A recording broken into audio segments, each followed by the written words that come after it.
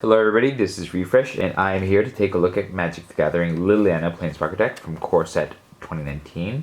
Unlike past Planeswalker decks, this is a monocolor Planeswalker deck. On the back, it says that this deck is for Liliana the Necromancer. Liliana has mastered death and bends it to her will, defying the laws of nature in pursuit of power. Use her skills to raise an army of undead and drain the life from your opponent. It comes with a deck box, ready to play 60-card deck, one 15-card booster pack, as well as a strategy insert and a magic quick reference card. Now, you might remember that Planeswalker decks in the past have had two 15-card booster packs. This one has one less booster pack, but it also has a lower MSRP that reflects the decrease of number of booster packs in the package.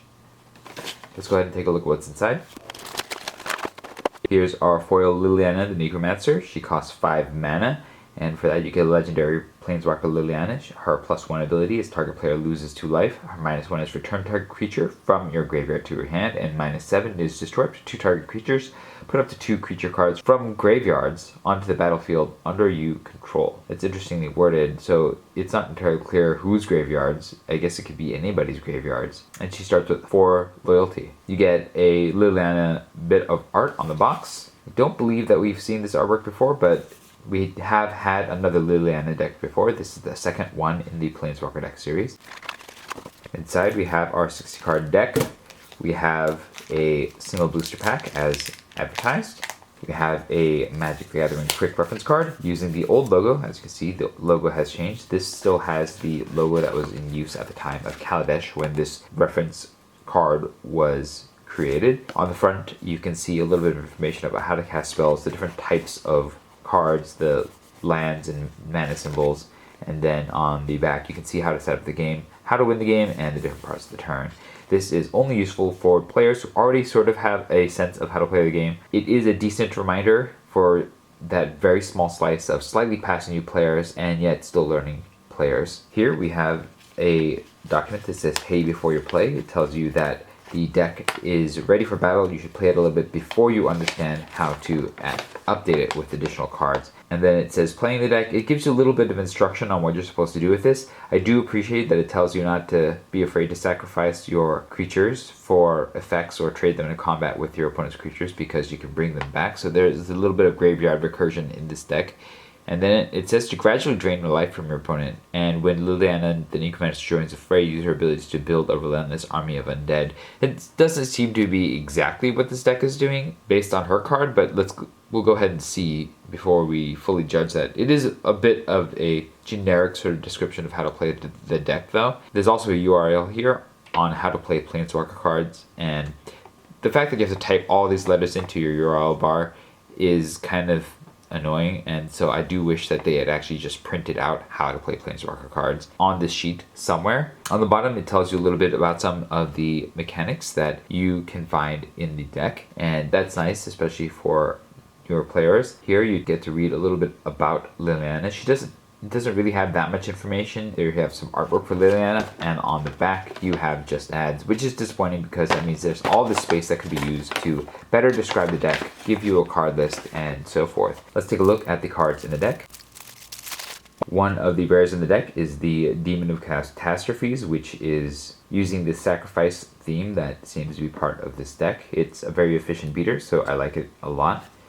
Then you have the Gravewalker, which is the rare that is used in the Welcome decks. So players who already have a Welcome deck might recognize this card from that deck.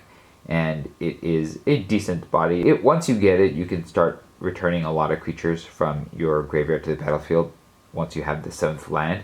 And that makes this a fairly powerful card if you can keep it in play, in addition to being a 5/5 flying creature. Liliana's Spoils is a 4-mana card. It's a sorcery, and it causes your opponent to discard a card, and then you can search the top 5 cards of your library, pick a black card, put it into your hand, and put the rest on the bottom in a random order. This is the replacement for the Planeswalker search card that would normally search up Liliana from your deck, and it is not amazing. There's a little bit of card advantage here in the fact that your opponent discards a card and you draw a card effectively, as long as you don't whiff and you just get lands. So that makes this okay. And in some ways it's a little better because you can just take whatever black card you need the most, but it does mean that you have less Lilianas in your deck than a previous Planeswalker deck would have. And so it's a little bit of a trade-off. It does make the Planeswalker feel less special in the deck in terms of the deck being built around it. There are 25 swamps in this deck. The Arisen Gorgon appears to be Liliana's uncommon card, and it says that it has Death Touch as long as you control a Liliana Planeswalker, but it is a pretty good deal for you're getting a 3/3 for 3 mana, and so even without the Death Touch, I think it's not that bad of an uncommon. And the Tattered Mummy, which we've seen before in Liliana's previous deck, is the common for the deck, and when it dies, each opponent loses 2 life. And so this feeds into the sacrifice your creatures for some sort of benefit sub-theme that this deck has going on. Alright, that's the deck. I'll be back after I play a few games with this to let you know what I think about it. So I've played some games with this deck, and I have some thoughts. The first thought is that this is a fairly generic black deck. It does want to play around with some graveyard recursion themes, and so that is nice, and it is quite in keeping with the Liliana, the Necromancer idea. Some of the cards in this deck aren't as conducive towards what this deck is trying to do, but a lot of the deck actually does work together. So the big thing that this deck is trying to do is that you are trying to use your weaker creatures as fodder for some of your more powerful effects. And so, for example, a reassembling skeleton will always come back from the graveyard to the battlefield, so you can sacrifice it multiple times, which will help feed your blood divinations, which you can sacrifice a creature to draw 3 cards, but since you're going to just get reassembling skeleton back, it's actually a card that you are happy to sacrifice over and over again to get advantage out of it. Similarly, Tattered Mummy causes your opponent to lose life when you sacrifice it, and we saw this back in Liliana's previous Planeswalker deck, so this is not a surprise to see again.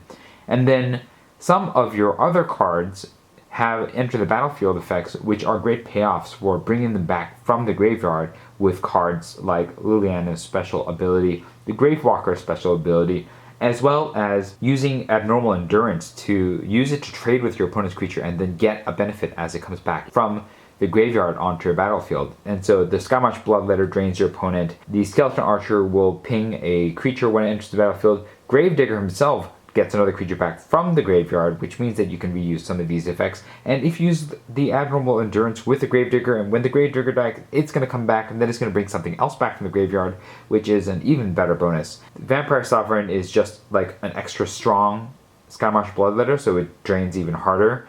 And then Gravewalker is another one of these abilities, just like Liliana's abilities, to bring creatures back from the graveyard again and again. And then the Meteor Golem, is in every one of these Planeswalker decks, but it fits especially well here, as it did with Tezzeret's deck, because it has some sort of synergy with this recursion from the graveyard, because it destroys a target non-land permanent when it enters the battlefield. And if you manage to recur from graveyard, you get to destroy a second permanent when you cast it, especially if you got to trade with it or use Abnormal Endurance, which makes it a very good pick for this deck. So the few places where I have some quibbles with this deck is that there are some cards here that I guess I understand thematically why they're here, like the Diagraph Ghouls and the Walking Corpses. They're zombies. They don't really play into this deck's theme at all.